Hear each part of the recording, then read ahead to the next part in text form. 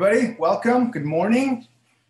Apparel Textile Sourcing Virtual. Yet again, here we are coming to you live from various parts of the country. Our first speaker here is coming in from DC, the DC area, back east. So I'd like to go ahead and just introduce him and get started. I'd like to welcome those of you who have been here before and everybody else who is brand new. Welcome, welcome. Our first speaker today is Nate Herman. He's from the American Apparel and Footwear Association, Senior Vice President of Policy. His talk today is something that I always find personally very interesting and something that I know affects all aspects, doesn't matter what level of the apparel industry you are in.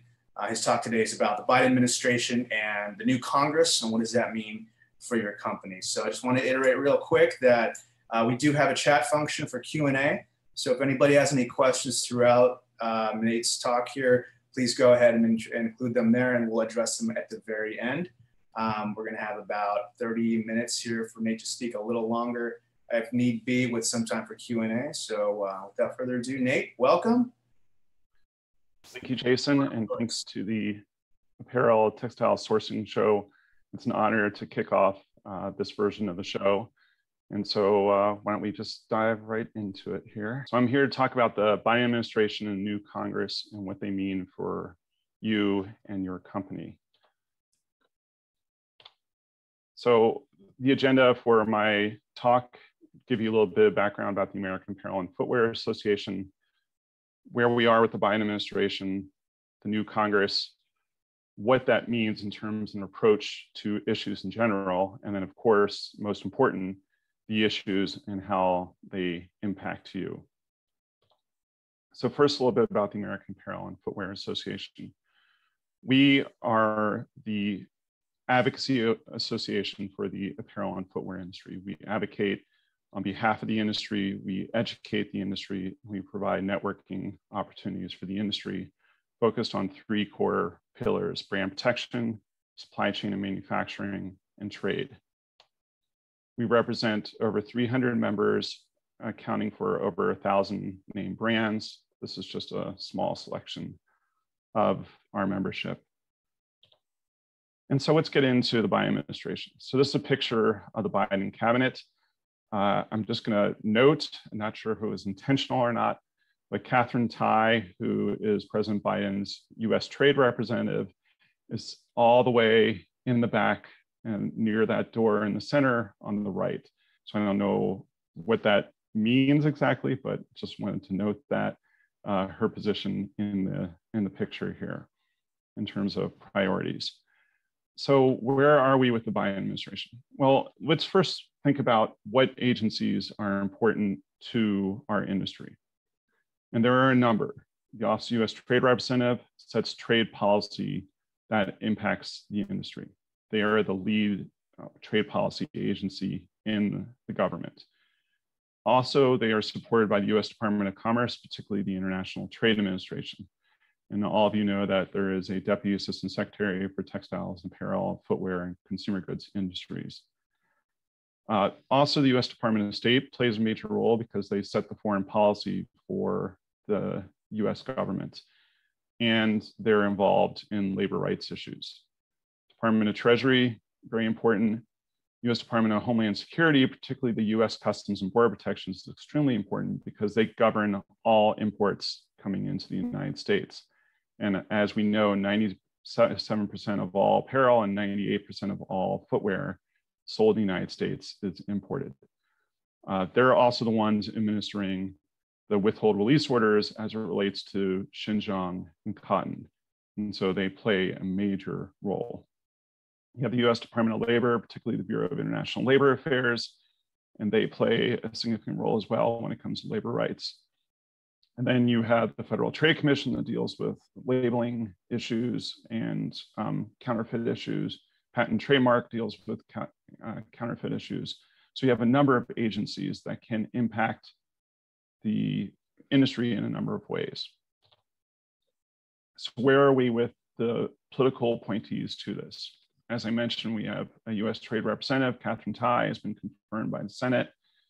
Her deputies are still waiting to be confirmed by the Senate.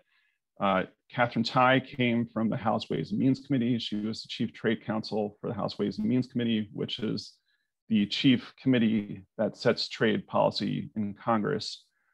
Jamie White was the Chief Trade Counsel for the Democrats in the Senate Finance Committee, which is a Senate committee that handles all trade issues. And you can see that the rest of the people with the US Trade Representative, many of the political appointees are from either the liberal wing or the organized labor wing of the Democratic Party. In fact, a number of people are from the AFL-CIO itself.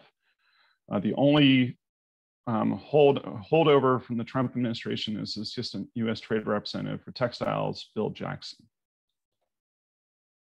And then in the other major agencies, we have the Secretary of Commerce, but we still do not have an Undersecretary for International Trade or a Deputy Assistant Secretary for Textiles, Consumer Goods, and Materials. At the Department of Labor, President Biden just a couple weeks ago appointed Thea Lee to be the Deputy Undersecretary for National Labor Affairs. This is the agency that handles international labor rights issues. Thea Lee, if many of you might remember, was the chief policy advocate for the AFL-CIO for many, many years. In the last few years has been head of the Economic Policy Institute, a far left organized labor friendly think tank in Washington, DC. Yeah, the Department of State, we have, again, they set the foreign policy. We have a nomination for the Assistant Secretary for Bureau of Democracy, Human Rights, and Labor. It has not been confirmed yet. We're still waiting for a nominee for the Bureau of Economic and Business Affairs. We are working with them closely on Western Hemisphere issues, which I'll talk about in a moment. Excuse me, we do have a nominee to head Customs and Border Protection, Chris Magnus. He was the police chief in Tucson, Arizona, so close to where Jason is. He has no experience with trade and other issues. He is an enforcer, and so we'll have to see how that plays out. And then just want to note the Consumer Product Safety Commission, which governs product safety for our industry. There is still no nominee for the chair of the commission. So let's turn to Congress now. So again, I mentioned a number of the committees that were important. The two most important for our industry are the House Ways and Means Committee and the Senate Finance Committee, because they drive all trade policy for Congress. But there are other committees that have an impact on our industry as well. So where are we right now? The Democrats still hold a slim majority in the House. This majority was dramatically reduced in the 2020 election. So we have just a majority of 219 to 211 with 5 vacancies. Some of those vacancies are people who went into the Biden administration. Two of those 5 vacancies were people who recently died in office. There hasn't been much change to the Democratic or Republican leadership in the House. Obviously, I forgot to update the slide to replace the Republican conference chair, who is no longer Liz Cheney because she was voted out of that position last week. So let's look at the Ways and Means Committee. The leadership of the House Ways and Means Committee has not changed, but there have been a couple of key additions to the Ways and Means Committee's subcommittee on trade. And the people that have been added are not really on either side of the aisle, really free trade people. They're much more protectionist, much more pro-labor.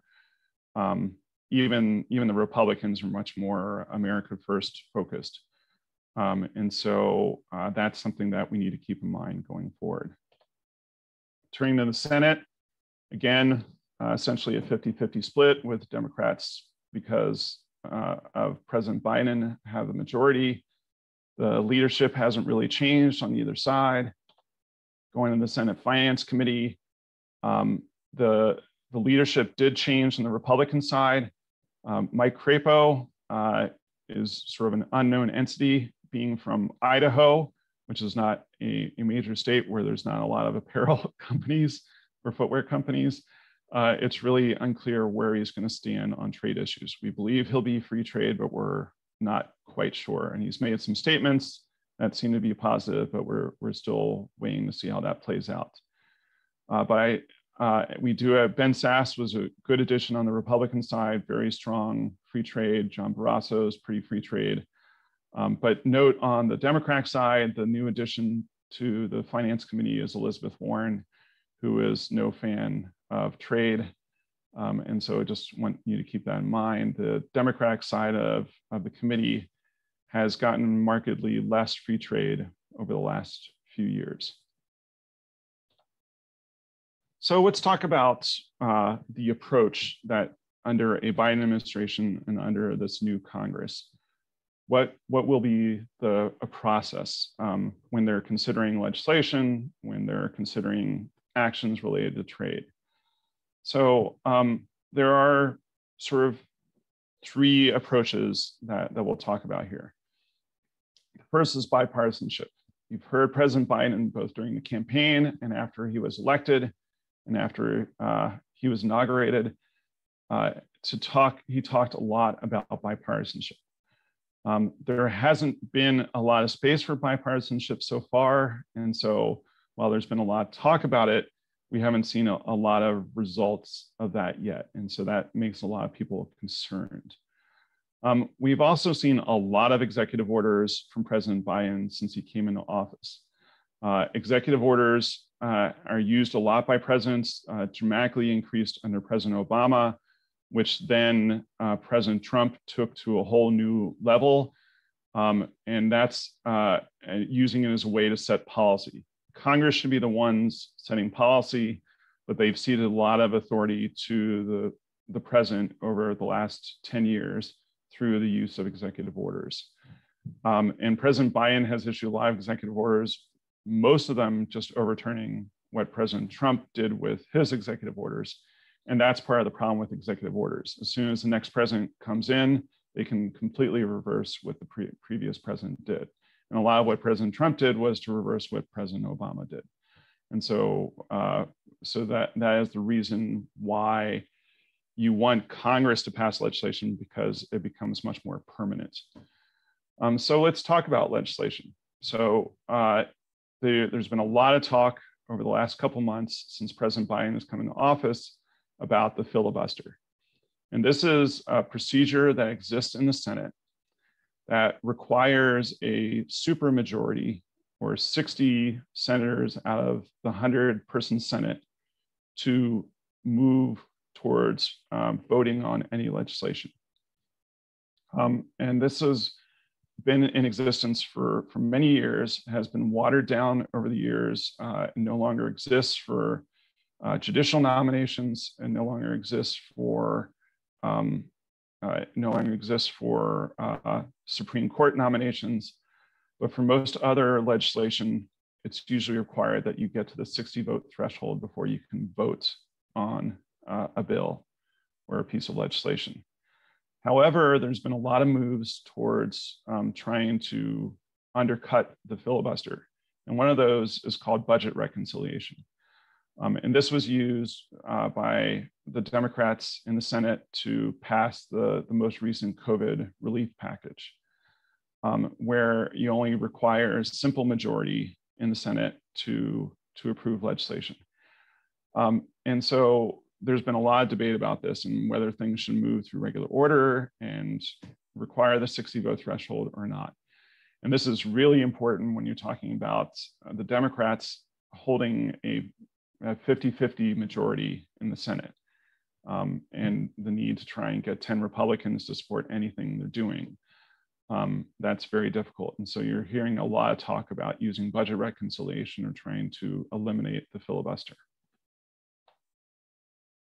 So where does the Biden administration fall on all this? Well, unlike what we saw during the 4 years of the Trump administration, the Biden administration appears much more focused on process, that they're going to be much more deliberative and consultative and more certain. We still might not like the results of what they do, but you'll know way ahead of time that those results are possible. They'll go through a consultation process, a public review, public comment, public hearings. You still might not like the end result, but you'll know it's coming. Unlike the Trump administration, where policies on tariffs, particularly with the Section 301 tariffs in China, you would find out and the new tariffs would be in place within a matter of days or weeks. And so this is a much more deliberative, process-based approach, which should have a greater role for Congress. President Biden served in the Senate for decades, so he has a great respect for Congress. We'll have to see how that plays out over the next few months and years. So let's turn to the issues. There's a lot of issues that President Biden's dealing with, and I sort of put them in order of priority here. And so you're going to notice where trade falls on the priority scale here. But we're going to start with COVID. COVID overshadows every decision that President Biden is making and has made. Obviously, the vaccination effort is a big deal. He's made getting to 70% of Americans receiving at least one dose by July 4th, a major priority for him. He's made reopening the American economy a major priority. And so COVID sort of overlays everything. He's also, which he didn't expect to be a major priority, he's also had to deal with immigration. The migrant issue of people coming from Central America through Mexico and into the United States. This is a issue he inherited from President Trump, but it's an issue that he didn't want to pay as much attention to, and he's being forced to pay a lot of attention to. Also, a lot of talk about infrastructure, and I'll talk about that more in a moment, and how we pay for that infrastructure. And so that'll come up. President Biden has made climate change a major policy issue. Foreign policy, he wants to put America back on the map in foreign policy. And then, of course, there's China. There's a focus on China exclusively, and then China as it relates to trade as sort of a secondary thing. And then there's a number of other issues that are out there that either are driven by President Biden or driven by others that he has to deal with. So let's dig into some of these issues. Infrastructure. President Biden proposed a $2.3 trillion for infrastructure in his American Jobs Plan. Now, if you can look at some of these sub-bullets here, he's not talking about traditional infrastructure for the most part. Only about, not even a third, about almost a quarter, or a little over a quarter of this $2.3 trillion plan is actually for traditional infrastructure, roads, bridges, ports, rail, et cetera. Which is very interesting. He's looking at a lot of other things as it relates to infrastructure, and you can see that here. The traditional infrastructure is critical for our industry. We're seeing a lot of problems with shipping. Obviously, we're seeing problems at the ports. We're seeing problems getting access to containers, access and space on ships. We're seeing this happen across the board. Prices go through the roof. So traditional infrastructure is really important for our industry, but there are a lot of other issues here that don't necessarily impact us. But what does impact us is for how President Biden has proposed to pay for this infrastructure package, which is with new corporate taxes. Also, President Biden has released his sort of what they call a skinny budget. He hasn't done the full detailed budget yet, but the budget calls for a major increase in non-defense spending, and you can see that here. Transportation is part of that, which is great for us. But you can see a number of other issues, including immigration and increase for the State Department, so increased focus on foreign policy. So there's a lot of additional money they're talking about spending. So how are they going to pay for this? So President Biden has introduced the Made in America tax plan. The centerpiece of this is raising the corporate tax rate from 21% to 28%. And so this is a significant increase, not back to where we were pre the Trump tax cut. That was at 35%. So it would not return to the pre-Trump tax cut levels, but it would take about half of the Trump tax cut away. And so a lot of people are watching that. Also, there's a huge push by the Biden administration to increase the US global minimum tax to 21%. His Treasury Secretary, Janet Yellen, sort of backtracked on that a little bit today and saying maybe we could do 18%. Backtracked on it a little bit yesterday and said maybe we can do 18%. But the goal is to try and eliminate what they call tax havens. And you can see a number of other things that would obviously impact companies in terms of new taxes. I mentioned climate before. President Biden has made clear that climate will be a part in every decision he makes. He employed John Kerry, former Secretary of State, former senator, former presidential candidate, as a special presidential envoy for climate, and basically made that a cabinet level position. So John Kerry will be in every cabinet meeting. President Biden is also committed for the US to reach zero emissions by 2050 and a 50% reduction in greenhouse gases by 2030. He rejoined the Paris Climate Accord. He has major sustainability elements in his infrastructure plan. And so climate is a big issue. What President Biden is going to have to be dealing with, though, is that how important is climate versus trade versus human rights issues? And this is coming to a head with China, is that you need China on board, particularly for the Paris Climate Accord and other global agreements to reduce greenhouse gases and reduce emissions.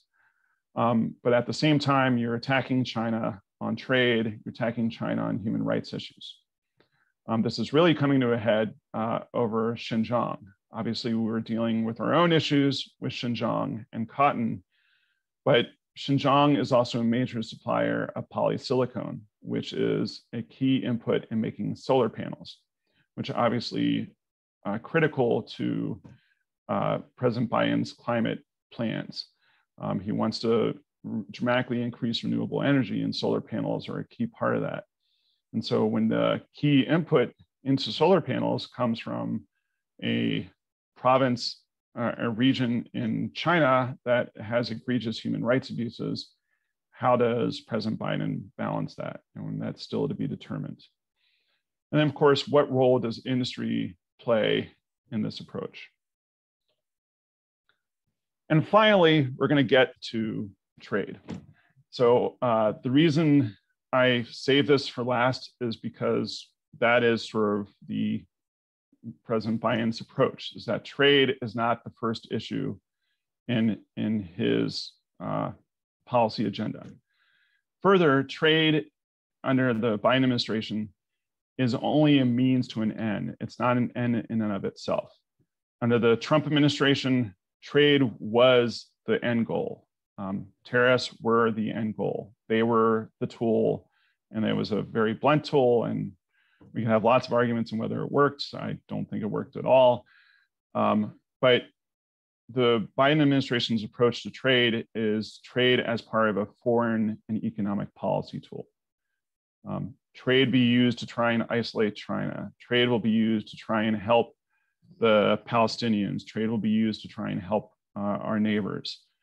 And the trade will not just be trade in and of itself, but trade will also involve labor rights, the impact on the environment, the impact on human rights.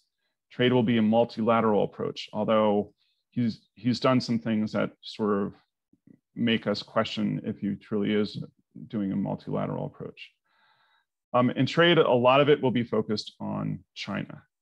We have before the Senate this week legislation called the Endless Frontiers Act. And this is essentially an anti-China bill. has bipartisan support. So it gets back to that approach. Will this be a bipartisan approach on trade? And it has a lot of pieces that try and improve the competitiveness of the United States at the expense of China and tries to find ways to isolate China. Regrettably, at this time, the tariffs, the punitive tariffs under the China Section 301 tariffs remain in place and will remain in place for the foreseeable future. The Biden administration has repeatedly said they're reviewing those tariffs and its trade policy towards China, but there is no indication that they're going to remove or reduce those tariffs at this time. So everyone should expect that to continue. However, as you know, at the end of the Trump administration, President Trump was trying to attack Vietnam and had actually launched some Section 301 investigations on Vietnam over currency and over timber. The Biden administration seems to have pulled that back somewhat. They are still raising issues with Vietnam and currency, but they're not threatening tariffs on Vietnam over that. So that should be a relief to the industry, as Vietnam is our second largest supplier of apparel. So, but these other issues, labor, environment, and human rights, are coming up in discussions in terms of renewal of the Generalized System of Preferences program. GSP is a key program for the industry as it relates to accessories, handbags, backpacks, luggage, wallets, and related items. It's a program that provides duty-free access to developing countries, but not China or Vietnam. This program expired at the end of last year. Congress is working on renewing it, and Democrats are pushing hard for new labor rights, environmental requirements, human rights requirements, rule of law requirements, requirements on women's empowerment to be included in GSP. And the Biden administration has sort of tacitly supported it. They want renewal of GSP as quickly as possible, but they also are looking for additional requirements for countries to benefit from GSP. Now, if some of those requirements go in place, key countries like Myanmar and Cambodia will likely be reviewed, and certainly for Myanmar, but possibly for Cambodia, they could be kicked out of GSP shortly after it is renewed. So that's something to keep in mind. But we're also looking at the miscellaneous tariff bill and also AGOA, African Growth and Opportunity Act. While it does not expire until 2025, we're trying to lay the groundwork now to get it renewed well before its expiration. But the situation that's happening right now does offer us an opportunity to try different approaches. And so we're working on a Western Hemisphere initiative, for example, with the Biden administration. Obviously, they're trying to stop migration from Central America, particularly the Northern Triangle countries, Guatemala and Honduras. And obviously, those are major apparel producing countries. So one of the things that we've been working with the State Department on, with Vice President Harris on, and others, is trying to stem the flow of migration by improving the competitiveness of the industry in Central America. And we think we have an opportunity that we haven't had since CAFTA was approved back in 2005 to actually make these changes to improve the competitiveness of the Western Hemisphere. And that's not because it's the right trade thing to do, it's because we have the Biden administration's faced with this major immigration issue. And finally, I just want to mention trade agreements. I think free trade agreements are essentially on hold. The Trump administration is negotiating free trade agreements with the United Kingdom and with Kenya. Everything's pretty much on hold right now. What comes out of the GSP process and what comes out of other processes, what we're going to see happen with the first two labor cases under the new US-Mexico-Canada agreement or USMCA. We'll have to see how all those play out before we can see the Biden administration move to new trade agreements. We hope that the TPP, the Trans-Pacific Partnership, or now the CPTPP, will be part of those discussions and the US joining that, but it's still too early to tell at this time. So with that, I want to leave you with a plug to go get your shot. This is something that we've been pushing hard for. If we want the apparel industry to recover, we need the US economy to recover, and that means we need to hit that herd immunity, that 70% vaccinated. So please get the shot and encourage others to do so. And so with that, I'll stop here and turn it back over to Jason to take any questions. All right, thank you, Nate. Did you get both your shots already? Yes, I did. Yeah. Did you experience everyone in my family except my youngest, who just turned 13, he has his first shot, but he has not had his second shot yet.